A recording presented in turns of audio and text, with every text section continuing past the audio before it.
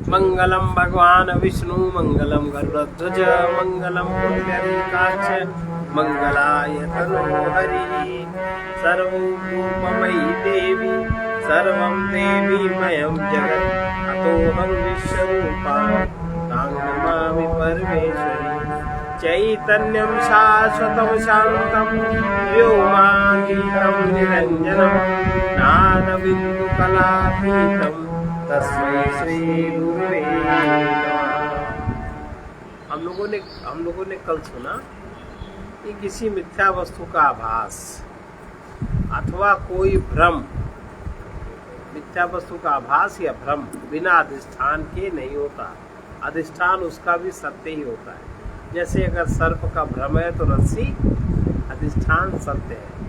अगर दो चंद्रमा, अगर लहरों में कई चंद्रमाओं का भ्रम है तो एक चंद्रमा सत्य। कोई भी मिथ्या वस्तु का आभास अथवा कोई भ्रम बिना अधिष्ठान के नहीं होता। इसलिए सदवस्तु के नाम रूप होने की कल्पना किसी, अगर सदवस्तु को कहते हो कि सदवस्तु से नाम रूप, सदवस्तु ही नाम रूप है, तो वो जो कल्पना है वो किसी अन्य अधिष्ठान के बिना संभव नहीं है। अगर वही नाम रूप है तो फिर उसका अधिष्ठान क्या है? अगला कह रहे हैं पुनरुक्ति का निषेध। एक बात को बार बार कहा जाए इसका निषेध है वेदांत में। एक बात एक बार हो गई, उसके आगे समझना चाहिए। सदासीदिति शब्दार्थ, सदासीदिति शब्दार्थ, सदासीदिति शब्दार्थ वेदे वैगुण्यमापते, वेदे वैगुण्यमापते अभेदे पुनरुक्ति स्यात्, अभेदे पुनरुक्ति स्यात् वैवं लोके तथेक्षणात्, वैवं लोके तथेक्षणात्। सत और था, ऐसे कहते पहले सच के पहले ही सब था, तो फिर अब क्या है? अब क्या सब? और सब था और अभी भी वही, ये पुनरुक्ति हो गई। एक बात को दो बार, जब सत है उसको कितने बार कहने की जरूरत नहीं है। अगर हम सत को 3 बार कहते हैं, इसका मतलब हम काल को सत्य मानते हैं। पूर्व काल में था, वर्तमान में है, तो इतनी सफाई सत्य के विषय में देने की जरूरत नहीं। इसी को कहते हैं पुनरुक्ति का निषेध। सत और था, इन दो शब्दों के अर्थ में यदि भेद हो तो वैगुण्य, वैगुण्य माने अद्वैत हान, अद्वैत तत्व ठीक से प्रकट नहीं हो पाता। और यदि अभेद हो, अगर अभेद है दोनों में, सत और था में, तो पुनरुक्ति का दोष होगा। इस शंका के उत्तर में कहते हैं ऐसा नहीं है, क्योंकि लोक में ऐसा देखने में आता है। सदैव सौम्येदम अग्र आसीत्, सदैव सौम्येदम अग्र आसीत् वाक्य में भी पूर्व पक्षी दोष देख सकता है। अब उन दोषों का निवारण करते हैं। इस वाक्य में सत और आसीत् 2 शब्दों का प्रयोग हुआ। अब वो पूर्व पक्षी ये कहता है, पूर्व पक्षी पूछता है कि इन दोनों का वाच्यार्थ भिन्न है अथवा अभिन्न है। वाणी से कहे जाने वाला शब्द इसका भिन्न या भिन्न है। यदि भिन्न है तो षष्ठी की रचना के पूर्व 2 वस्तुओं की सत्ता सिद्ध होगी, और अगर तो अद्वैत की हानि होगी। दूसरे विकल्प के अनुसार यदि दोनों विकल्पों का अर्थ एक ही है तो पुनरुक्ति का दोष होगा। 2 बातें एक बात को 2 बार में क्यों कहना? इस प्रकार दोनों स्थितियों में दोष रहता है। अब दोषों को दूर करते हुए आचार्य कहते हैं कि मैं माने ऐसा नहीं है। दोनों के अर्थ भिन्न ना होने के कारण अद्वैत की हानि नहीं होती। दोनों के अर्थ भिन्न नहीं है, इसलिए अद्वैत की हानि नहीं है। ऐसी स्थिति में जब सत और आसीत् दोनों का वाच्यार्थ एक है, आसीत् माने था माने सत और सत माने सत, तो जब सत और आसीत् दोनों का वाच्यार्थ, वाणी का अर्थ दोनों का एक ही है, तो पुनरुक्ति दोष की शंका होना स्वाभाविक है। किंतु लोक व्यवहार को देखते हुए उसे कोई दोष नहीं माना जाता है, तो पुनरुक्ति का दोष। लेकिन लोक व्यवहार में आप इसके अलावा किस तरह समझा सकते हैं? तो दोष नहीं मानना चाहिए। व्यवहार में पुनरुक्ति के अनेक दृष्टांत देखे जाते हैं, जिनका उल्लेख अब अगले श्लोक में करते हैं। व्यवहार में जैसे देखा जाता है, कर्तव्यम कुरुते वाक्यम, कर्तव्यम कुरुते वाक्यम ब्रूते धार्यस्य धारणम, ब्रूते धार्यस्य धारणम इत्यादि वासनाविष्टम प्रत्यासीत सदिति रणम कर्तव्य करता है। किसी ने बोला कर्तव्य करता है, माने धार्य को धारण करता है, कर्तव्य धारण करने वाला है, धार्य को धारण करता है इत्यादि वाक्य बोलने में वासना आविष्ट पुरुष के प्रति, जो पुरुष वासना वाला है, वासना से जो घिरा हुआ है, वासना आविष्ट पुरुष के प्रति सदाशीत का कथन हुआ।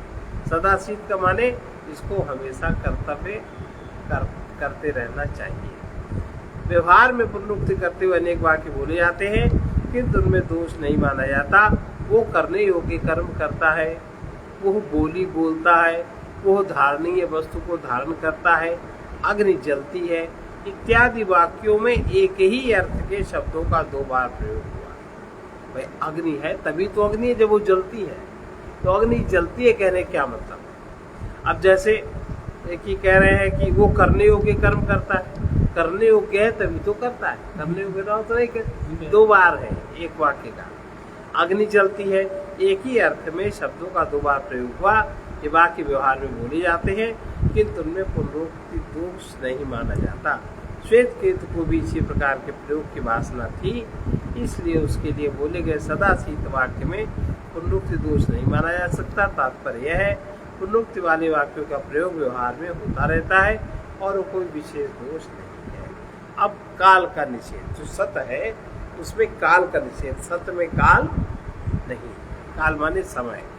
समय तभी से शुरू हुआ जब से सृष्टि शुरू हुई, उसके पहले कोई समय काल नहीं था। आपके अंदर भी अगर आपको जब आत्मज्ञान हो जाएगा तो फिर आपके लिए कोई काल कोई समय नहीं है। आप समय के समयातीत हो जाएंगे, आप समय के पार हो जाएंगे। आपको जब कभी पता चलेगा ये शरीर छूटा और दूसरा मिला तो कितने हजारों साल बीत गए, आपको लगेगा ये क्रिया अभी अभी हुई है या अभी हुई नहीं, आपको लगेगा जाने कब हो चुका। माने काल का वहाँ कोई गति नहीं है। कालाभावे पुरेत्युक्ति काल वासनया युतम शिष्यं प्रत्येवने तेनात्र द्वितीयं नहीं शंक्यते। काल के अभाव में काल की वासना वाले शिष्य के प्रति पूरा शब्द कहा जाता है। जैसे किसी को आत्मज्ञान का उपदेश दिया जा रहा है, वहाँ काल नहीं है। काल नहीं होने की बात कर, लेकिन जो शिष्य है वो कैसे समझे कि जैसे कि किसी को आत्मज्ञान हुआ तो हुआ कहेंगे ना, माने प्राचीन काल में हुआ या पूरा पहले हुआ, अभी तो नहीं है। तो शिष्य तो वही भाषा समझेगा संसार की है, और गुरु उसको कह नहीं पाएगा, वो दूसरे लेवल पर है। तो काल की वासना वाले शिष्य के प्रति, जिसमें काल की वासना है, वो पूरा शब्द उसके लिए पूरा माने प्राचीन काल में ऐसा था कहा गया। इसलिए यहाँ द्वितीय की शंका नहीं करनी चाहिए। सदैव सौम्येदम अग्र स आसीत, वाक्य में अग्र आसीत पद भूतकाल का वाचक है। इससे शंका हो सकती सृष्टि के पहले सत के साथ काल भी था। यदि ऐसा है तो अद्वैत के स्थान में द्वैत सिद्ध हो जाएगा। जब सत के साथ काल है तो अद्वैत के जगह द्वैत हो गया। इसका समाधान करते हुए आचार्य कहते हैं सच के पहले काल का अभाव था, एक सत्य ही था। काल की रचना तो सृष्टि के साथ हुई। जब सृष्टि हुई वस्तुएं बनी तो बिगड़ेंगी, तो वो जो बिगड़ने का जो समय है उसको काल कहते हैं। काल सृष्टि का ही अंग है। कुछ लोगों का ऐसा मत है देश और काल नित्य है, किंतु वेदांत में देश और काल को अनित्य और सृष्टि के अंतर्गत माना जाता है। इसलिए सृष्टि के अभाव में काल का भी अभाव है। अब शंका उत्पन्न हो सकती है कि यदि सृष्टि के पहले काल का अभाव था तो सत और अभाव दोनों वस्तुएं होने के कारण द्वैत भी था। ये भी शंका निर्मूल है। अभाव कोई वस्तु तो है नहीं और ना ही अभाव की सत्ता है, इसलिए सत के साथ उसके होने का प्रश्न ही नहीं उठता। कालवाचक अग्रासीत पद का प्रयोग उसी व्यक्ति के लिए किया जाता है जिसकी बुद्धि में काल और द्वैत की वासना बसी होती है। जिस शिष्य में जिस प्रकार की वासना होती है उसे परमार्थ की शिक्षा उसी रूप में दी जाती है। सबको एक तरह की शिक्षा नहीं दी जाती। यही कारण है नाम रूप में ग्रस्त बुद्धि के लिए, जिसकी बुद्धि नाम रूप में ग्रस्त है, नाम रूप में ग्रस्त बुद्धि के लिए सगुण रूप परमात्मा का चिंतन करने की सम्मति दी जाती है। नाम रूप में ज्यादा आसक्ति है, ज्यादा मोह है, तो गुरुजन कहेंगे कि तुम भगवान कृष्ण को मानो। देखो भगवान कृष्ण कितने सुंदर है, बहुत सुंदर बना के उनको प्रकट कर देंगे ताकि आपकी आसक्ति उस नाम रूप में है तो इसमें हो जाए। ऐसा है कि नहीं? और इसीलिए नाम रूप की कल्पना की गई भगवानों में। तो देखिए, जो जिस शिष्य में जिस प्रकार की वासना होती है उसे परमार्थ की शिक्षा उसी रूप में दी जाती है। यही कारण है नाम रूप में ग्रस्त बुद्धि के लिए सगुण रूप परमात्मा का चिंतन करने की सम्मति दी जाती है। उनको क्या ध्यान बताया जाता है कि आंख बंद करो, भगवान कृष्ण का ध्यान करो, जो सामने मूर्ति है वो अपने ध्यान में पहले लाओ। ये है ना विधि है ध्यान की। तो ये भी ध्यान रखना चाहिए। अभाव 4 प्रकार का होता है। अभाव, पहला प्राग भाव, दूसरा प्रध्वंसा भाव, तीसरा अन्योन्या भाव, चौथा अत्यंता भाव। जगत का संबंध इनमें से किसी प्रकार के अभाव से नहीं है। उसकी उत्पत्ति और विनाश अविद्याकृत कल्पित है, वो वास्तविक नहीं है। वास्तविक वस्तु के उत्पन्न होने के पहले प्राग भाव और उसके नष्ट होने के बाद प्रध्वंसा भाव होता है। एक वस्तु के नाश होने से दूसरी वस्तु का नाश और दूसरी के नाश होने से पहली का नाश अन्योन्या भाव कहलाता है। वस्तु का सब प्रकार से अभाव अत्यंता भाव है, वो जगत में है नहीं। जैसे आकाश कुसुम, मिथ्या भासमान, जगत का अभाव, इन चारों कोटियों में नहीं आता। जगत का आभास भी होता है, आप महसूस भी करते हो, आप जिंदा भी रहते हो। एक वस्तु नष्ट होती दूसरी बनती भी है। तो चारों प्रकार के अभाव जगत में नहीं आते। इसलिए सत के साथ काल का अभाव, सत के साथ काल या अभाव की कल्पना, ये दोनों ही बातें व्यर्थ है। ना तो सत के साथ काल है और ना ही उसके साथ कोई अभाव। चौद्यम वा परिहारो वा क्रियताम द्वैत भाषया, क्रियताम द्वैत भाषया, अद्वैत भाषया चौद्यम, अद्वैत भाषया नास्ति नापि तदुत्तरम, नास्ति नापि तदुत्तरम। प्रश्न, शंका और उसका उत्तर माने परिहार द्वैत भाषा में ही होता है। अद्वैत में शंका और उसका उत्तर नहीं हो सकता। अद्वैत की भाषा में न कोई प्रश्न है और न ही कोई उत्तर। अब जैसे एको हम द्वितीयो नास्ति, इसमें कौन सा प्रश्न कौन सा उत्तर है? अहम ब्रह्मास्मि या सर्वम खल्विदम ब्रह्म, इसमें कौन सा प्रश्नोत्तर आप करेंगे? एकमेवा द्वितीयम, न कोई प्रश्न है न कोई उत्तर। ये केवल द्वैत भाषा में ही हो सकता है। अद्वैत की भाषा में न प्रश्न है न उसका उत्तर है। हमारी भाषा द्वैत जगत के व्यवहार के लिए है।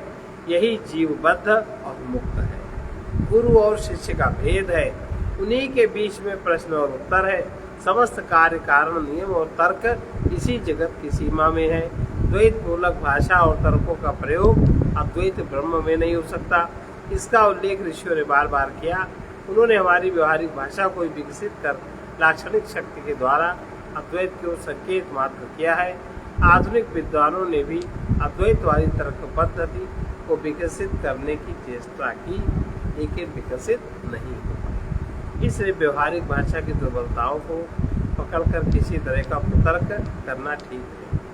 तदा स्मितं गंभीरम, तदा स्मितं गंभीरम, न तेजो न तमस्ततम, न तेजो न तमस्ततम, अनाख्यम अनाभिव्यक्तम, अनाख्यम अनाभिव्यक्तम, सत्किंचिदवशिष्यते, सत्किंचिदवशिष्यते। अतः प्रलय के बाद अचल गंभीर प्रकाश और अंधकार रहित सर्वव्यापक आख्या रहित अव्यक्त कोई सदवस्तु ही शेष है। जब प्रलय हो जाती है तो क्या शेष रहता है? अचल, गंभीर, प्रकाश, अंधकार रहित, सर्वव्यापक, आख्या रहित, अव्यक्त कोई सदवस्तु ही शेष रहती है। षष्ठी न रहने पर एक अद्वितीय सदवस्तु ही शेष रहती है, और वह अद्वितीय सदवस्तु क्या है? वो सत, अचल और स्थिर है। वो इतना गंभीर है कि हमारे मन का विषय नहीं बन सकता। बुद्धि उसकी अपेक्षा स्थूल और सीमित है। प्रकाश और अंधकार सृष्टि में ही है, परमात्मा इन दोनों से विलक्षण है। वो ततम अर्थात सर्वत्र व्याप्त है, अनादि अनंत और अपनी सत्ता से एक समान विद्यमान रहने के कारण वो व्यापक है। अनाख्यम अर्थात उसकी कोई व्याख्या नहीं हो सकती। संसार की वस्तुओं की भांति उसका कोई नाम नहीं हो सकता। आख्या का अर्थ व्याख्या माने तो उसकी व्याख्या भी संभव नहीं। वो अव्यक्त है। इंद्रियों का विषय बनने वाली वस्तु व्यक्त होती है। जो वस्तु इंद्रियों का विषय बनती, जो इंद्रियों जानी जाती, वो व्यक्त होती है। वो इंद्रिय गोचर न होने के कारण अनभिव्यक्त है, किसी तरह व्यक्त नहीं किया जा सकता। यह श्लोक योग वासिष्ठ से उद्धृत है। अब देश का निषेध, काल का निषेध, पुनरुक्ति का निषेध, अब देश का निषेध। देश काल साथ में आता है। जो सत है, जो ब्रह्म है, उसमें किसी प्रकार का देश, सीमा, क्षेत्र नहीं आता, उसको बता रहे हैं। ननु भूम्यादिकं भूत परमाणुवंत नाशता, भूत परमाणुवंत कथम ते वियतो सत्वम, कथम ते वियतो सत्वम बुद्धिमारोहति चेत, बुद्धिमारोहति चेत। पृथ्वी आदि भले ही न रहे, क्योंकि वे विनष्ट होकर परमाणु रूप में हो जाते हैं, किंतु आकाश का अभाव बुद्धि में कैसे आ सकता? आकाश कैसे न रहे? आकाश तो रहता ही, बुद्धि में नहीं आ सकता, ये प्रश्न है। वैशेषिक आदि परमाणुवादी दार्शनिक वायु, अग्नि, जल और पृथ्वी की रचना परमाणुओं से मानते हैं। वे नष्ट होकर परमाणु रूप में बदल जाते हैं। प्रलय काल में विच्छिन्न परमाणु रह जाने के कारण ब्रह्मांड आदि नहीं रह जाते, किंतु आकाश फिर भी रहता है। परमाणुओं का अस्तित्व आकाश में ही रहता है।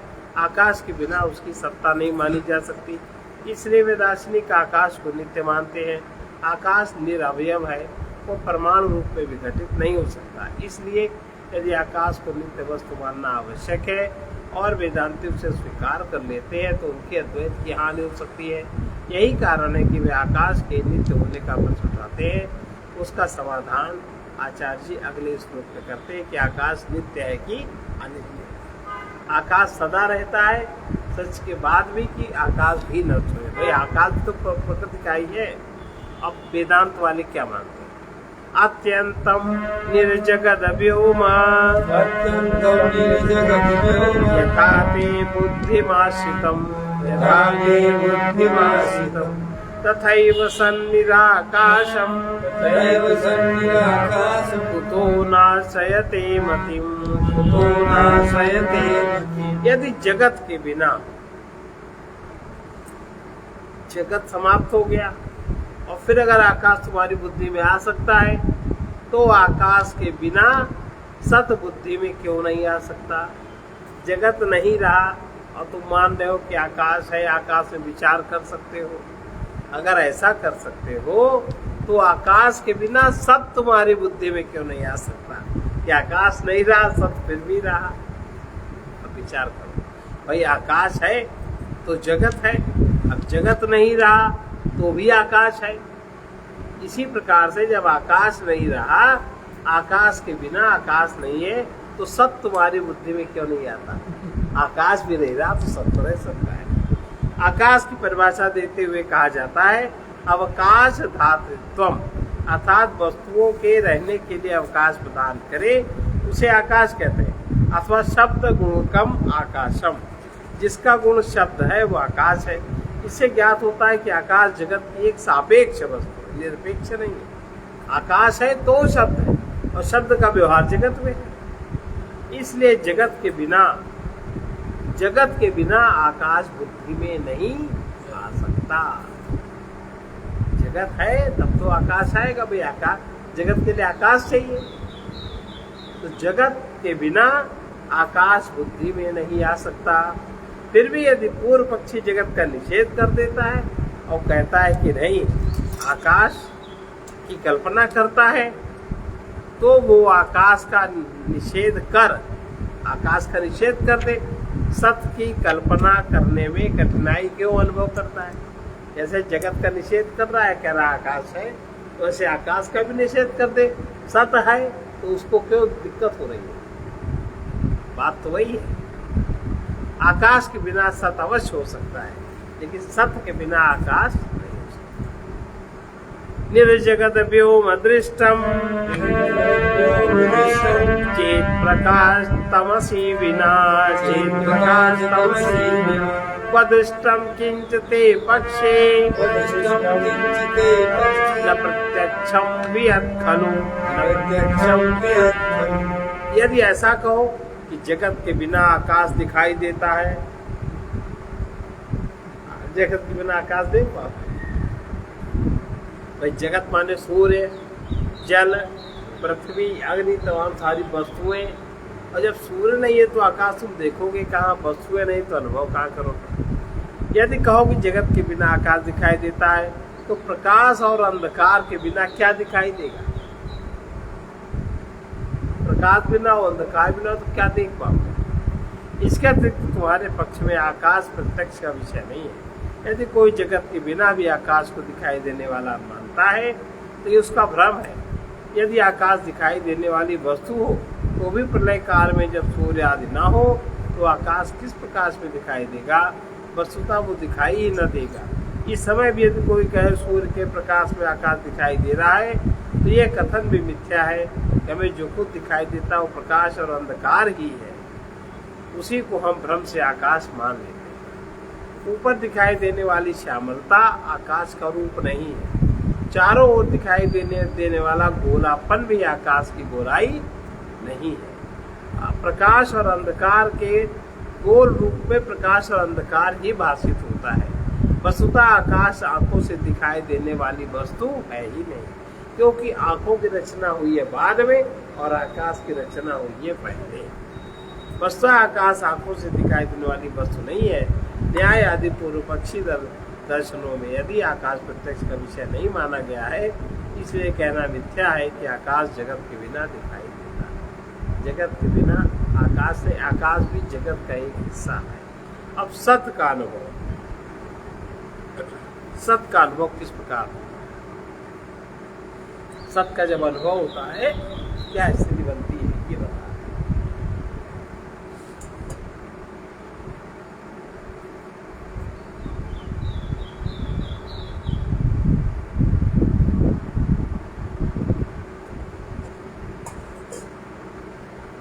सदवस्तु शुद्धम तस्मात्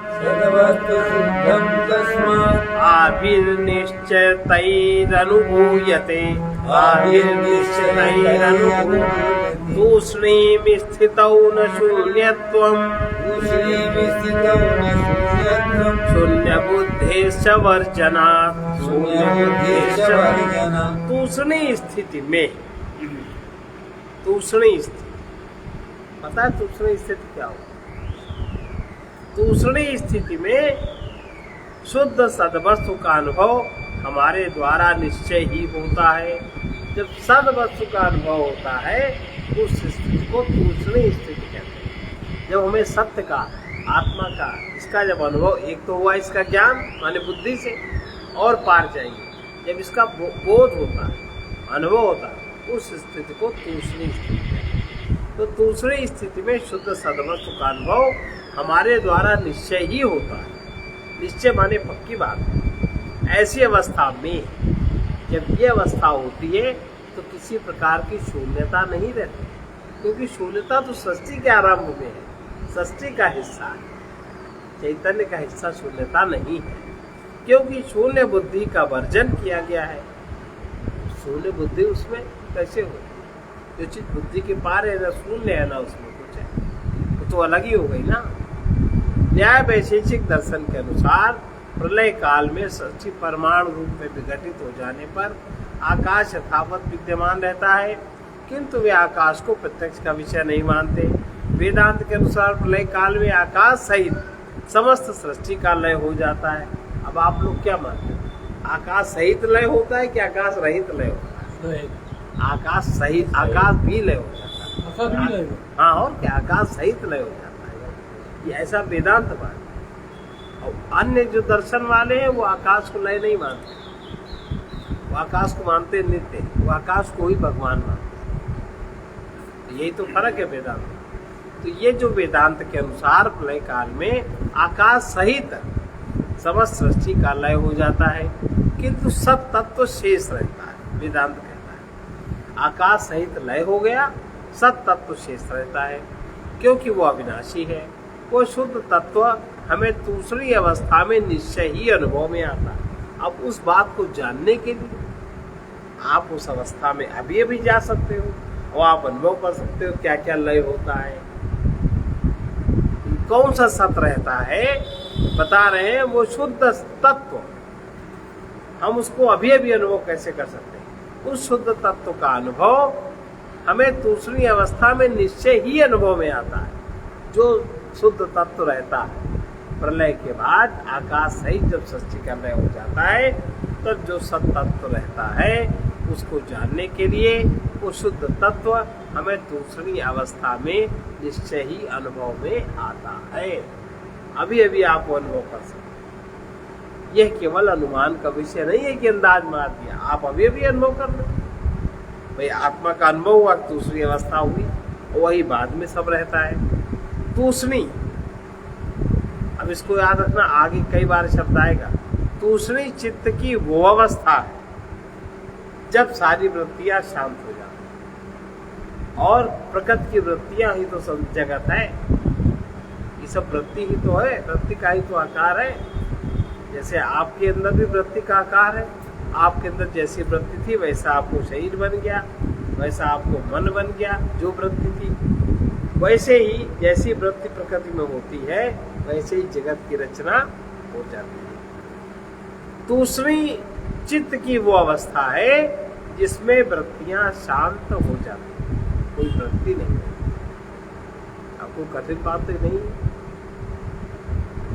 वृत्ति रहना उठना माने रजोगुण, वृत्ति का शांत होना माने शांत सत्वगुण, जिसमें वृत्तियां शांत हो जाती हैं। और शांत चित्त होने पर जो चित्त का प्रकाशक वासुदेव है, शुद्ध चैतन्य है, फिर भी उपलब्ध रहता। अब तो सरल से आ गया समझ में। शांत चित्त होने पर जो चित्त का प्रकाशक है शुद्ध चैतन्य फिर भी उपलब्ध रहता।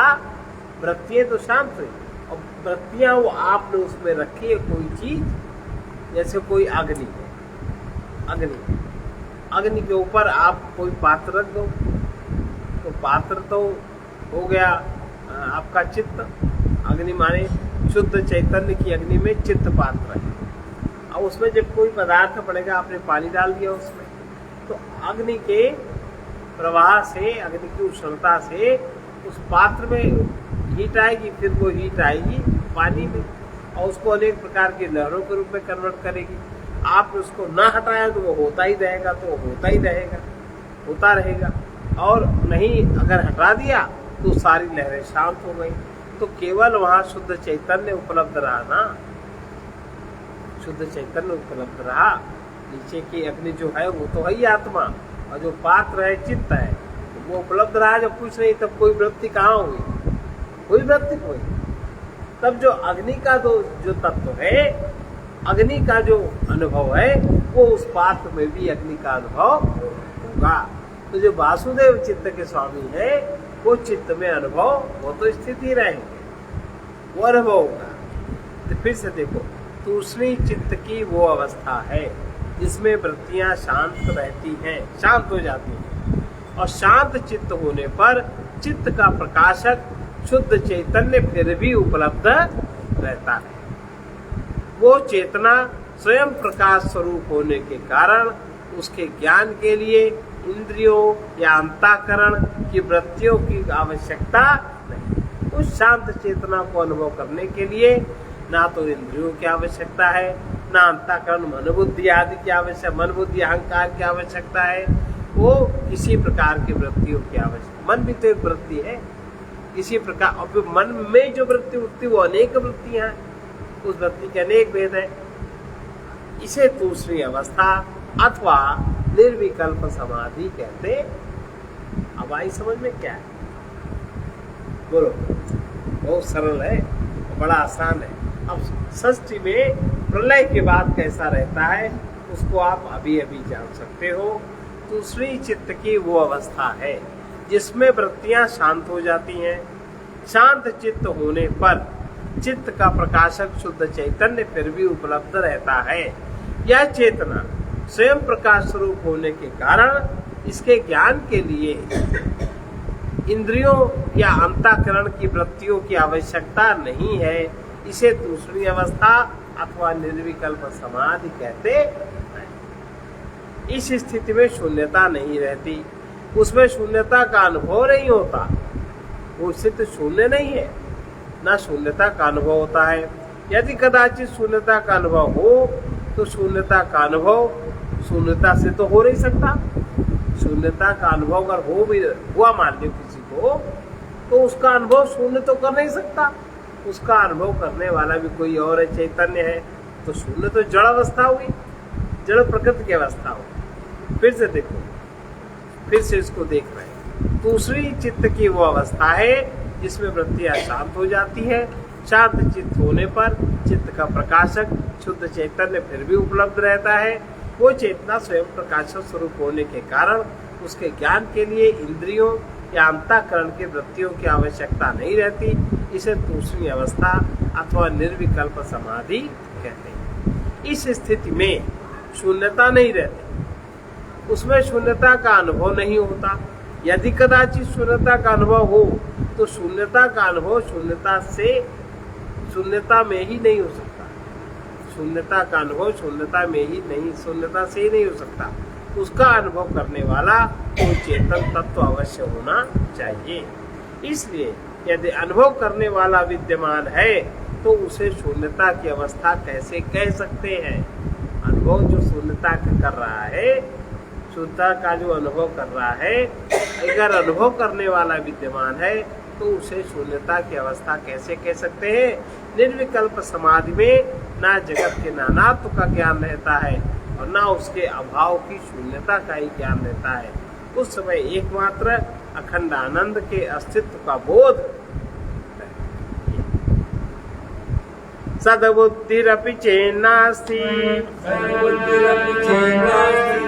मास्त्वस्य स्वप्रभात्वतः निर्मनस्कत्व साक्षित्वात् सन्मात्रं सुगमं नृणाम्। यदि कहो कि दूसरी अवस्था में सद वस्तु का भी बोध न होगा तो वो भले ही न हो, किंतु सत तो स्वयं प्रकाश स्वरूप है। सत स्वयं प्रकाश स्वरूप है। वो दूसरी अवस्था का साक्षी होने के कारण मनुष्यों को सहज अनुभव गम्य है। भाई, सब तो मनुष्यों के लिए सहज अनुभव गम्य है। अगर ऐसा कहो कि दूसरी अवस्था में सद वस्तु का भी बोध ना होगा, क्यों नहीं होगा? तो वो भले ही ना हो, मान लेते नहीं हो, तुम्हारा कहना ठीक है, लेकिन सत तो स्वयं प्रकाश स्वरूप है और वो दूसरी अवस्था का साक्षी होने के कारण सत दूसरी अवस्था का साक्षी है। सत माने आत्मा, वो अवस्था जो है उसका साक्षी है। कारण मनुष्यों को सहज ही अनुभव गम्य है। साक्षी तो मनुष्यों को सहज ही अनुभव गम्य है और सतही तो साक्षी है, उसका तो हर मनुष्य अनुभव करता है। अब प्रश्न यह है, दूसरी अवस्था में बुद्धिवृत्तियां ना रह जाने के कारण न शून्य का बोध होगा और न सत्य का बोध होगा। ये कह रहे हैं। ये फिर कैसे कहा जा सकता है कि उस अवस्था में सन्मात्र शेष रहता है? ये तो कह रहे हो, सतमात्र शेष रहता है। इसके समाधान में आचार्य कहते हैं, दूसरी अवस्था में बुद्धि लय हो जाने के कारण सत पदार्थ का बोध, पदार्थ सत अलग बात है, सत पदार्थ का बोध भले ही न हो किंतु स्वयं प्रकाश स्वरूप सत बिना बुद्धि की अपेक्षा रखते हुए अपने को तो प्रकाशित करता ही रहता है। गजब के आहे समझ। समाधि की उत्थान अवस्था में, अब ये जो उन्होंने बताया, तो जब समाधि से जगते हैं, समाधि की उत्थान अवस्था में ये स्मृति होती है कि मैं अभी समाधि में था और मेरा मन संकल्प विकल्प रहित था, मन एकदम शांत था। यदि इस ज्ञान का साक्षी समाधि में ना हो, मैं शांत था, अगर इसका साक्षी समाधि में ना हो तो उसके बिना उत्थान अवस्था में स्मृति कैसे हो सकती है? वो साक्षी ही तो सत तत्व है, साक्षी ही तो सत तत्व है, वही तो आत्मा है, वो तो रहता ही। जैसे सूर्य स्वयं प्रकाश स्वरूप है, जगत को ही प्रकाशित करता है और उसे प्रकाशित करने के लिए दीपक की अग्नि की आवश्यकता नहीं है। उसी प्रकार सत भी चेतना का प्रकाश पुंज है। सत माने चित्त और चित्त माने आनंद। सत चेतना का प्रकाश पुंज है, उसे प्रकाशित करने के लिए इंद्रियों और अंतःकरण की आवश्यकता नहीं होती। मनोजिम्बण राहिते यथा साक्षी निराकुलः माया जिम्बणतः पूर्वम् सत्तथैव निराकुलम्। मन की स्फुरना के पहले, मन में कुछ स्फुरित हो, वृत्ति जागृत हो, मन की स्फुरना के पहले दूसरी अवस्था में साक्षी जैसे निराकुल होता है, कोई आकुलता नहीं होती, वैसे ही माया के विस्तार के पूर्व जब माया का फैलाव नहीं होता तो सत भी निराकुल होता है, शांत होता है। आई बात समझ। ये समाधि अवस्था की और सच्ची के पहले की तुलना करना है। मन की स्फुरना के पहले दूसरी अवस्था में साक्षी जैसे निराकुल होता है, वैसे ही माया के विस्तार के पूर्व सत भी निराकुल होता है। निर्विकल्प समाधि की अवस्था में अविद्या सहित मन की वृत्तियों का व्यतिरेक हो जाता है, अविद्या का भी व्यतिरेक हो जाता है। उस समय एक साक्षी ही शेष रहता है, वो स्वयं प्रकाश चेतना है, उसमें किसी प्रकार का विक्षेप, नानात्व, ज्ञाता ज्ञेय भेद नहीं होता, यही उसका निराकुल रहना। समाधि से उठने पर मन की वृत्तियां सक्रिय हो जाती हैं, उनमें विषय ज्ञान होने लगता है, शरीर भाव आ जाता है, इसे मन का विजृंभण कहते हैं।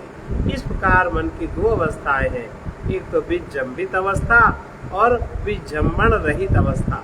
मन की पहली अवस्था में साक्षी चैतन्य यद्यपि अपनी शुद्ध अवस्था में ही होता है, किंतु हमें उसका अनुभव नहीं होता। दूसरी अवस्था में जब मन शांत होता है, मनुष्य को उसका अनुभव यथावत रूप में होता है।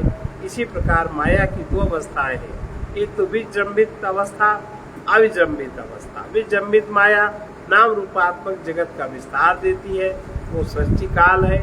इस अवस्था में हमें जगत ही दिखाई देता है, यद्यपि सत भी अपने निराकुल रूप में यथावत विद्यमान रहता है, पर उस समय सत के लिए जो प्रयास करता है उसको सत का अनुभव होता है।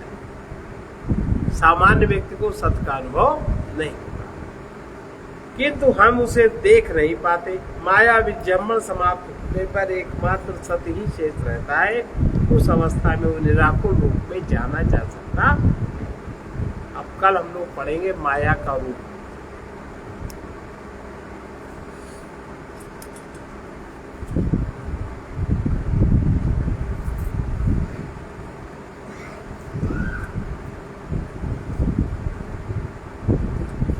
माया ही माया है, आज जो सबको जान गया पर बहुत है।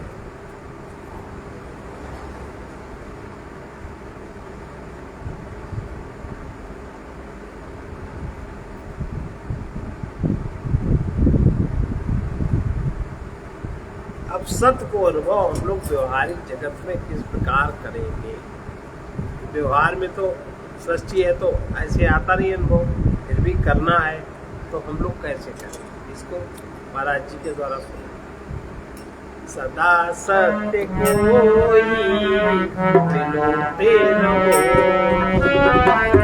सदा सत्य कोई विलोते रहो, हृदय से विचारो रोते रहो,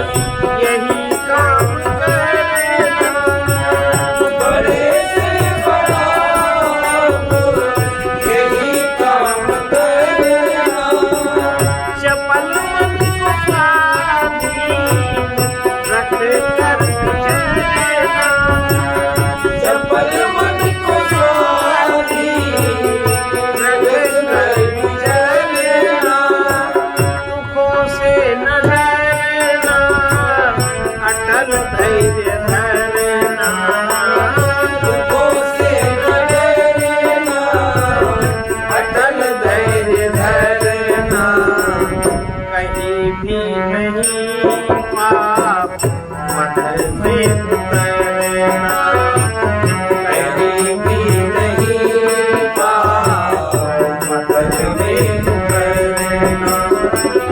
परम पुण्य देवी, परम पुण्य देवी, होते रहो तुम सदा सत्य को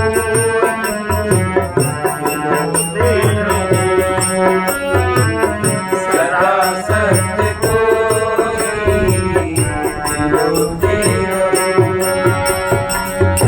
कहीं कुछ अभिमान आने न पाए, कहीं कुछ अभिमान आने न पाए, असत दृश्य सत्य से बिगाड़े न पाए, असत दृश्य सत्य से बिगाड़े न पाए। ये सुख दुख मन को भुलाने न पाए, ये सुख दुख मन को भुलाने न पाए। समय शक्ति कुछ व्यर्थ जाने न पाए, समय शक्ति कुछ व्यर्थ जाने न पाए। बहुत हो चुके अब ना होते रहो, बहुत हो चुके अब ना होते रहो तुम, परम पुण्य के बीच होते रहो, परम पुण्य के बीच होते रहो। हृदय से विकारों को धोते रहो, हृदय से विकारों को धोते रहो तुम, सदा सत्य को ही बिलोते रहो, सदा सत्य को ही बिलोते रहो।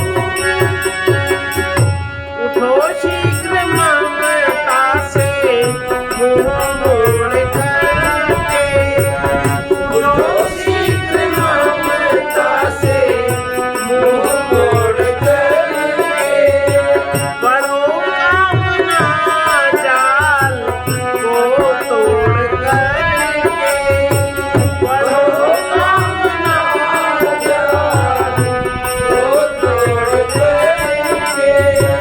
जो कुछ मन से पकड़ा उसे छोड़ करके, जो कुछ मन से पकड़ा उसे छोड़ करके, जियो एक हरि से लगन जोड़ करके, जियो एक हरि से लगन जोड़ करके। प्रलोभन से उपराम होते रहो, प्रलोभन से उपराम होते रहो तुम, हृदय से विकारों को भुलाते रहो, हृदय से विकारों को भुलाते रहो।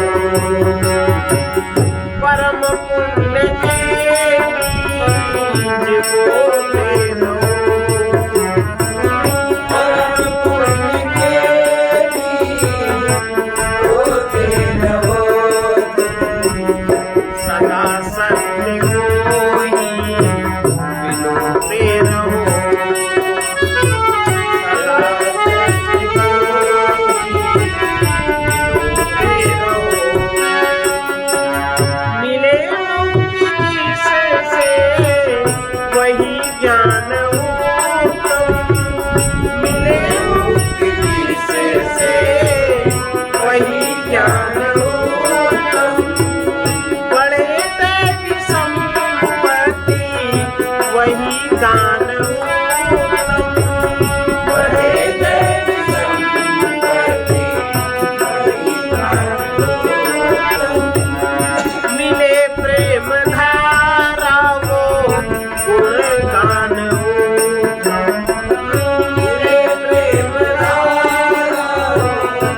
गुणगान उत्तम वहे प्रेम धारा वो गुणगान उत्तम वहे प्रेम धारा वो गुणगान उत्तम मिले नित्य प्रियतम यही ज्ञान मिले नित्य प्रियतम वही ज्ञान पथिक स्वयं में शांत होते रहो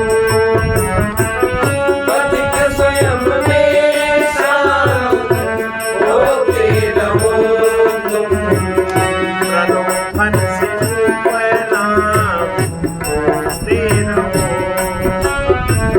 प्रलोभन से परिणाम होते रहो बहुत खो चुके अपना होते रहो बहुत खो चुके अपना होते रहो परम पुण्य के बीच होते रहो परम पुण्य के बीच होते रहो हृदय से विकारों को होते रहो हृदय से विकारों को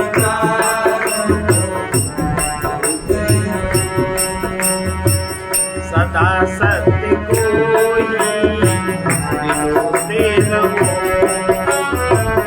सदा सत्य को ही विनोते रहो बुद्धि योग द्वारा मंथन करो मन के संयोग में घर्षण न करो मंथन से नवनीत रूपी सार निकलता है घर्षण से संताप उत्पन्न होता है सर्वे भवन्तु सुखिनः सर्वे सन्तु सर्वे भद्राणि पश्यन्तु मा कश्चित् दुःखभाग् कृष्णाय वासुदेवाय हरये परमात्मने प्रणतक्लेशनाशाय गोविन्दाय नमो नमः ॐ वीर महाविष्णु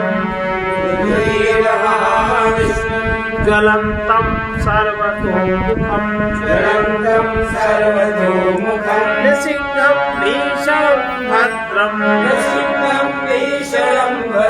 मृत्युमृत्योर्नमाम्यहम् ॐ रौं जूं सः ॐ भूर्भुवः स्वः ॐ त्र्यम्बकं यजामहे सुगन्धिं पुष्टिवर्धनम् उर्वारुकमिव बन्धनात् मृत्योर्मुक्षीयमामृतात् ॐ स्वः ॐ भुवः भूः ॐ सः